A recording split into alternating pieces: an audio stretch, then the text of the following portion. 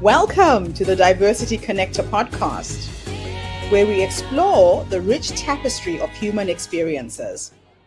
I'm your host, Gertrude Mache, and I'd like to acknowledge the traditional custodians of the country on which we meet today. I would also like to pay my respects to elders, past, present, and emerging, and together as we dive into conversations that bridge cultures, challenge stereotypes, and celebrate the unique perspectives each of us brings to the table. Each episode is a journey through stories and insights from a kaleidoscope of voices, each sharing their colorful narrative. Whether you're at home, on the go, or just anywhere in between, you're now part of a community that values understanding, inclusivity, and the beauty of diversity. So plug in your headphones, get comfortable, and let's connect through the power of our shared stories. Welcome, and thank you for joining us on the Diversity Connector podcast. Hello, everybody, and welcome back to the Diversity Connector. This is Gertrude Mache here in beautiful Melbourne, Australia. And today I am graced with the presence of yet another fascinating woman. Welcome, welcome, welcome to our tribe. Please tell everybody your full name, where you're based, and share your story with us today.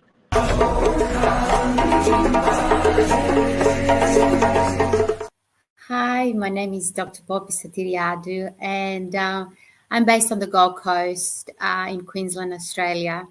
And I have been here for the past 17 years or so. So you can say that I have started to grow deep roots on the Gold Coast. And I have been in Australia almost half of my life. So I came in Australia in September 1999 to conduct my doctoral thesis for the 2000 Olympic Games in Sydney. And so that marks almost 25 years in this September coming. And so I feel that I am well and truly both Greek and Australian in the full sense of the words.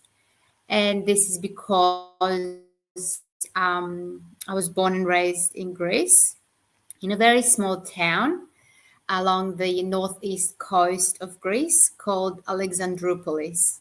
And for anyone that watched any of the Netflix series on the Great Alexander and how many cities and towns that he conquered, he named after himself, including the Great Alexandria.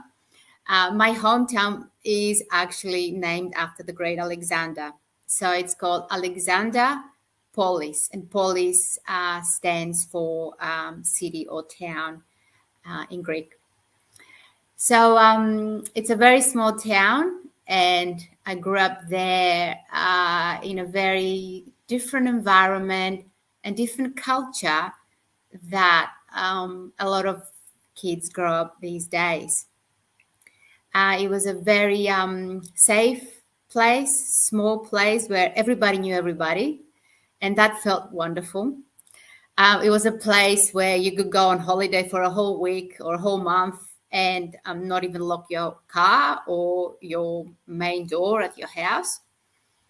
And it was a place where we would play at the front of the house with the other kids and run around and go to the park at the next corner up from my house. And during lunchtime or dinner time, my mom would just put a yell out, "Poppy, lunch is ready. Poppy, dinner's ready." And I would just run home and have my lunch or dinner. So I grew up in a very peaceful, small place in Greece. And where I am today is really deeply rooted to where I come from. So today I am an associate professor in sport management at Griffith University on the Gold Coast, and I have been an academic all my adult life. And the field that I work in is on managing high-performance sport and sport development pathways. Pathways to sport participation and engagement in sport for coaches, for elite athletes, for young kids that either want to have fun or they want to pursue a career in sports, for sports administrators, for people with disabilities, whether it's physical or intellectual disabilities, finding their way into sports and socializing and gathering all the benefits that sports has to offer. Women in sport, in particular gender issues, equity and equality around their representation in leadership roles, in media, income and so forth, as well as other areas around equity and accessibility, older people, women that just came out of having babies and so forth. So it's a whole suite of areas that I'm passionate about. And over the past few years, I have definitely seen the need and focus and emphasis on challenging the ways we deliver programs and pathways for sports participation, elite sport, the way we engage with sports through events, ticketing, branding, and all that through technologies. So the emergence of technologies and the infusion of technologies in sport cuts across all aspects of sport, ranging, as I said, from the way coaches are informed to train athletes and the way athletes perform, different wearables or other equipment that even everyday people use to inform their decisions about their nutrition or their exercise at the gym or during their cycle or during running or whatever their sporting pursuits might be, to the way we offer entertainment through online channels for sport events, or the way we experience events at the venues, and the list goes on. So that pervasive nature of technologies in sport is changing the face of sport, the way we know it. And I think sports technologies hold the key to the way sport will be consumed and enjoyed in the generations to come. So this is where I am now. And going back to how it all started, back in that small little town of Alexandroupolis in northeast part of Greece, is from a very young age and my passion to play sports. And of course, opportunities were very limited in a town of back then 50,000 people. And my outlet to playing sports was the street in front of my house, where I started to do gymnastics and other sort of little unorganized activities. But eventually I found my way through to doing gymnastics at a competitive level. Moved on to rhythmic gymnastics when I was in high school, and a few other activities on the side, including taekwondo, and all sorts of other sports. So sports was pretty much a huge part of my life. And luckily for me, somehow I was also academically pretty switched on. So at the end of my, I guess, high school years is where I combined my passion for sport. And at that stage, I was an elite athlete in sailing. So I was competing at international regattas representing Greece. I combined that passion for elite sport with my passion for studying management. And so it was only natural to combine the two. And this is where now doing sport management, managing high performance sport. So in essence, I found my place on this planet. And what's interesting is that I came in Australia for 3 or 4 years to pursue my dream to do a doctorate degree. But pretty quickly, it became obvious to me that there's so many opportunities in this country to engage in this space. And I forged strong friendships and strong collaborations and partnerships with colleagues and other institutions. And eventually, I got my first full-time job as a lecturer at Deakin University in Melbourne, where I stayed for about 3 years. And after that, I came on the Gold Coast, which is where I am now. Wow, what a fascinating story. So I guess I'm first of all curious to know how you became a sailor. Was that something in your family? Was that something you did at school? It's a very male-dominated sport. What was the starting point for you? The starting point, I think the biggest influence for me growing up was my dad. We used to go fishing, we used to go diving. And back then, my dad owned a restaurant right at the marina where the sailing club was. So it was adjunct to that. And so I used to spend a lot of time there. And as I said, because it's a small town, everybody knows everybody. So my dad was very close friends with the president of the sailing club. And there was only one sailing club, right? And so the president of the club said to my dad, well, she hangs out here all the time. Might as well put her on an Optimist. Optimist is the little boats that where kids are introduced to sailing. They're very basic, they're very sort of user-friendly.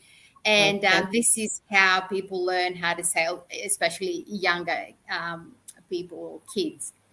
Right. And so I started going there recreationally on the weekends, hang out, having lots of fun. But that wasn't really when I was set for a career as an elite athlete in sailing. It was just recreational. There was one particular milestone at this stage where I think I was about 12 or 13 when we had a visiting coach in that club who was one of the best sailing coaches in Greece. So what happened was, because where I live is very close to the borders with Turkey, a lot of people do their time in the army, which is compulsory in Greece, for about 18 months. My area. So he was one of those people that had to do his time, literally, in the army. And because he was so passionate about sailing and he was keen to be around the water, he would come and he would just hang out with us and help us around the club and so forth. Right. And I think it was within 3 months after he was, recreationally coaching us, that he pulled a couple of us in the club on the side and said, look, I need to speak with you. And we thought we're probably in trouble, probably done something bad. And he said, look, I see a lot of potential in you in becoming a champion. And we were just rolling our eyes thinking, really? What is he talking about? What is he talking about?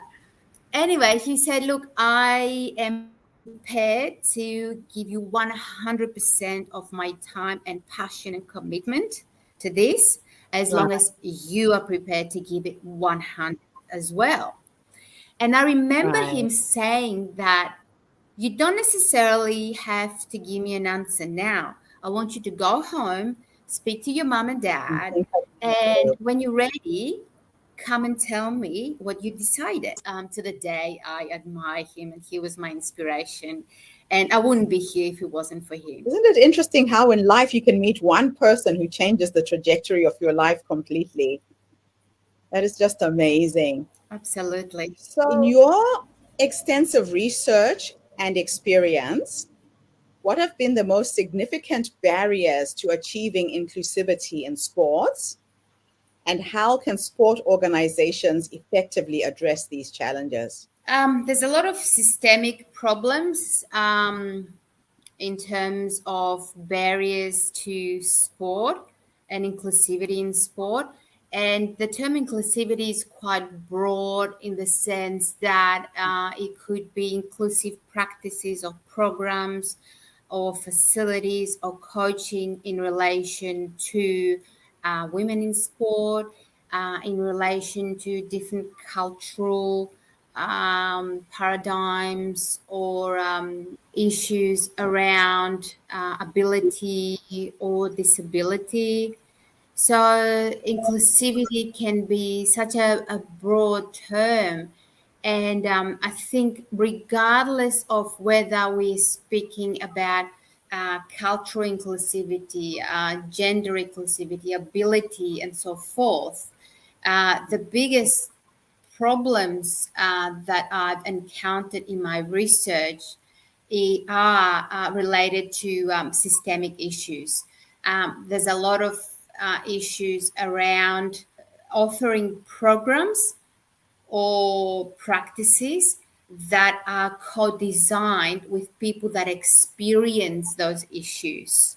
And I think over the recent years, we have recognized the need to drive those programs and those practices more driven and in being informed by those people that have those lived experiences of those Yes. burdens, of those issues. So we're bringing the two worlds together. And Mm-hmm. I think that's very timely because there's been numerous efforts over the years from all sort of layers and levels of government, organizations, and researchers and practitioners and academics and so forth. And Yes. now, and you know, all these organizations and practitioners and researchers were trying to understand the issue and address it, listening to the voices of the people that have the issue, which was Right. great. But now we've moved up to the next level where we co-design the solutions With them. together, you Mm. know. Wow. And I think this is bringing the solutions to the next level in terms of addressing those barriers, and Yes. we're slowly seeing some impact. So, can you share your insights on the role of developmental pathways in sports for underrepresented groups? How can these pathways be designed to be more inclusive? Absolutely. A lot of the programs and a lot of the facilities or coaching is designed and tweaked more towards the average person that has full ability to run, jump, train, and Yes. develop a skill set in a sort of linear sort of trajectory.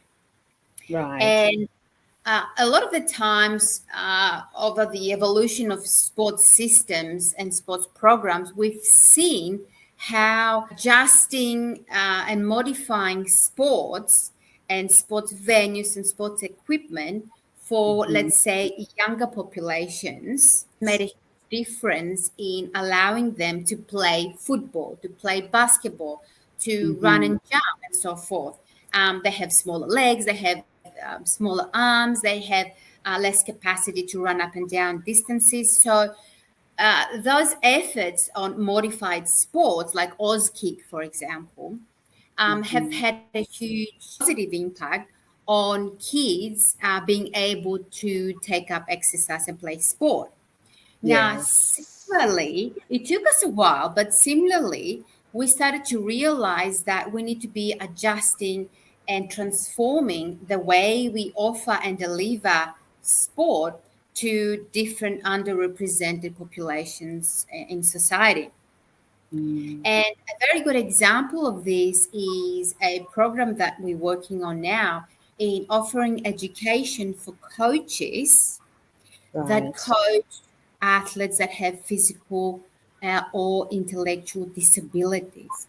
So the rationale behind this is that when you coach an athlete that doesn't have physical and or mental or disabilities, is very different to coaching someone that have a different point of departure. And it's fair for both the athletes and for the coaches that they are aware of these environments. And yeah, absolutely. So this coaching program is just one example of moving, and in fact, we're using sports technologies to do that.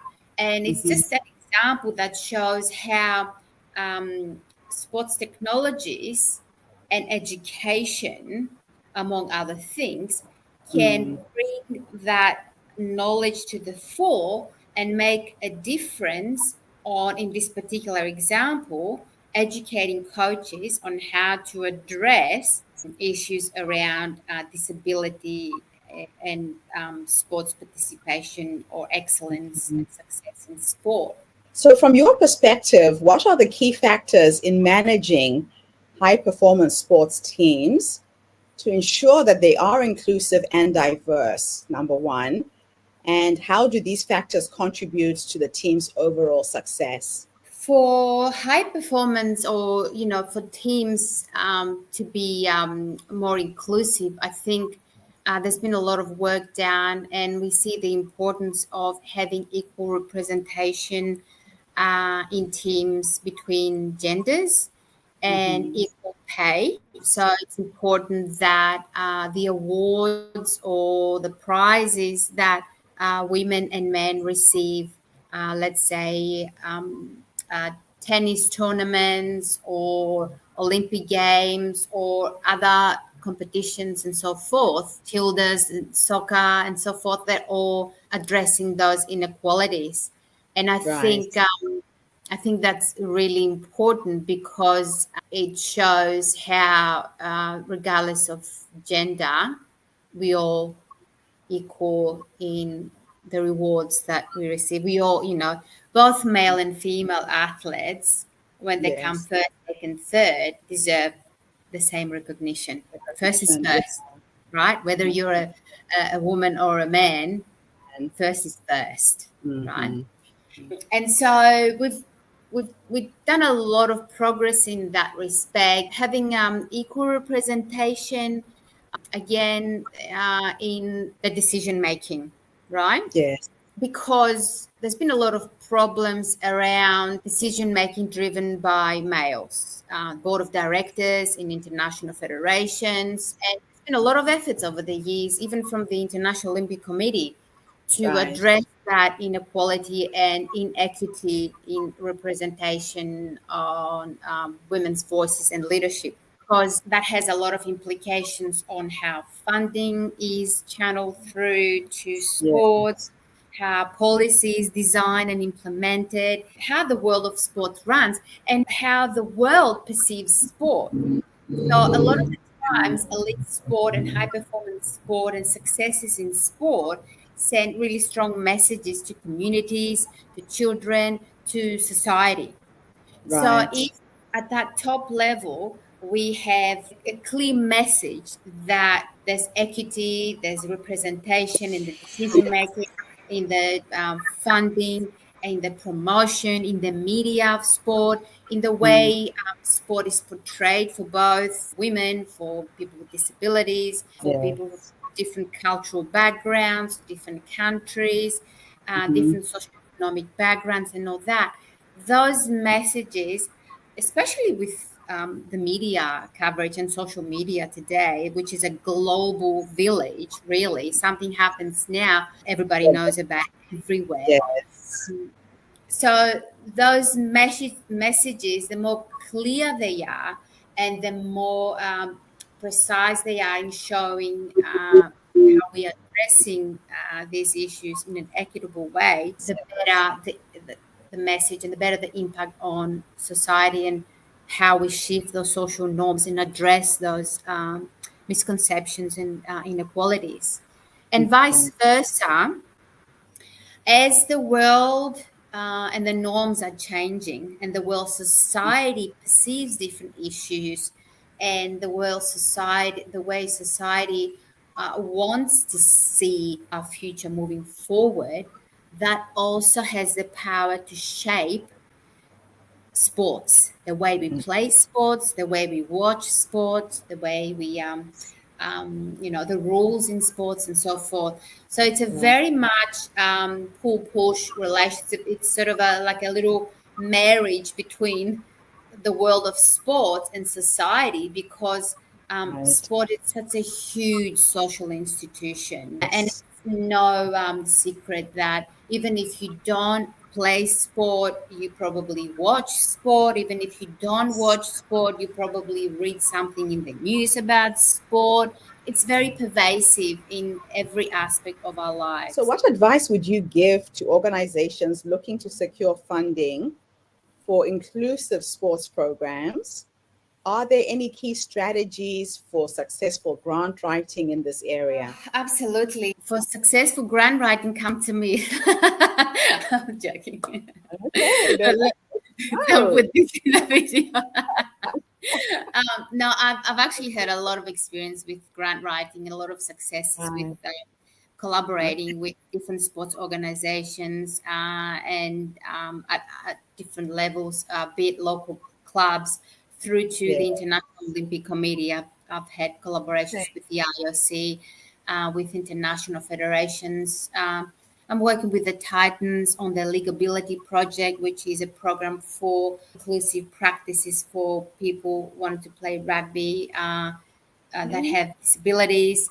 I work with local city councils, the Logan City Council just up the road from here, on women in sports strategies, looking at coaching inclusion programs, looking at how women in sport can contribute to club management and leadership education in sport and so forth. So my message is to sports organizations that this is the best time of all times to ride the wave of introducing, implementing, and establishing programs for inclusive sports.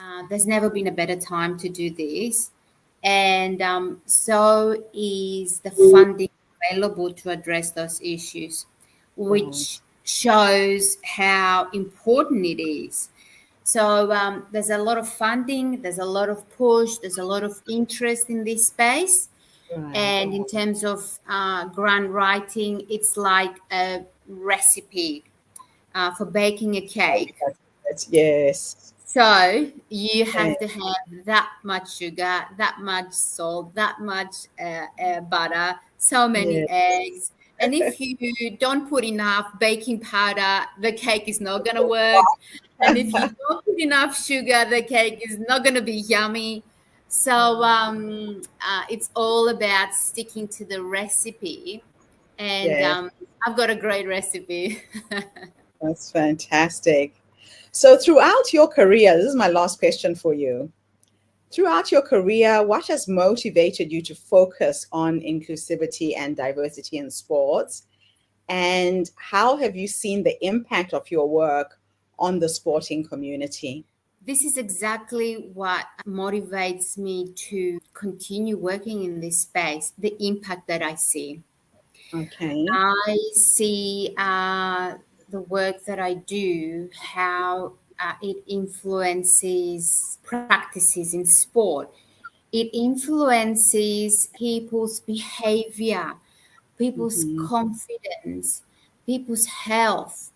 So it's very obvious from the planning stage of implementing a program or a policy or a strategy around inclusive sports, to and data collection before implementing the change, to post-implementation, and information that I gather after the program has been followed through, or the strategy was implemented, and then I measure the impact of that. The findings, it's just incredible. And this is so rewarding.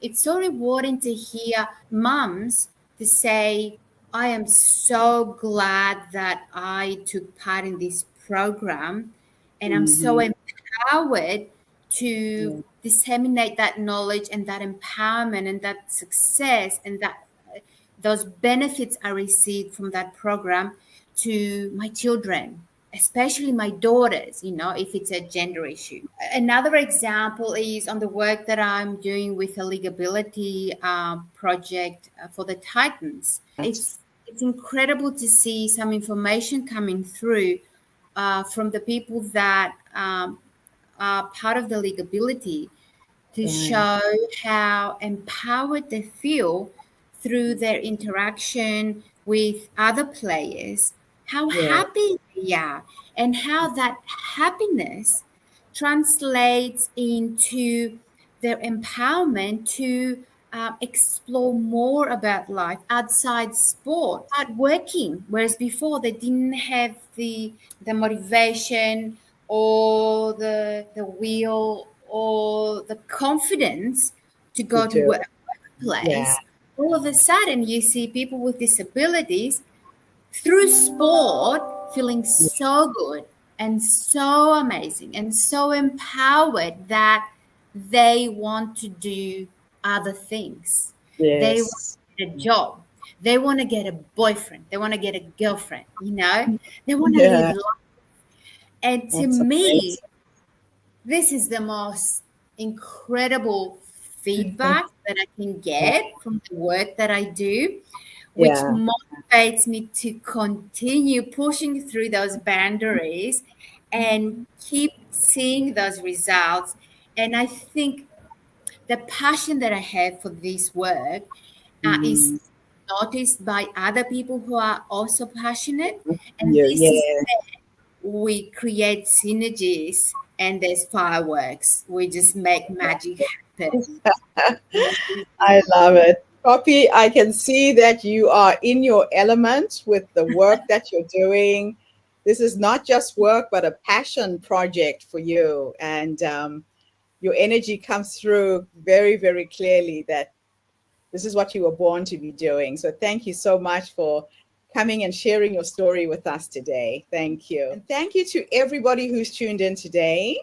The Diversity Connector is bringing you voices and stories from people from all over the world to uplift, energize, inspire you, and to celebrate our diversity as human beings. So tune in again tomorrow when I interview yet another amazing guest. In the meantime, have a fantastic day, morning, or evening, wherever you are in the world, and bye for now. And that's a wrap, everybody, on today's episode of the Diversity Connector podcast. Thank you for tuning in and being part of our vibrant and global conversation. I'm your host, Gertrude Mache, and it's been an honor to share this space with you, where voices from all walks of life come together to weave a tapestry of diverse perspectives. Remember, every story you've heard today is a thread in the larger fabric of our shared humanity. So, as you step back into your world, carry these stories with you and let them inspire you to embrace and celebrate the rich diversity around us. Don't forget to subscribe, rate, and review our podcast to help us share these inspiring stories with more listeners. Do follow us on social media by looking for the Diversity Connector podcast for more updates. Until then, keep connecting, keep listening, and keep celebrating the beauty of diversity. This is the Diversity Connector podcast signing off. Stay curious, stay open, and definitely stay connected.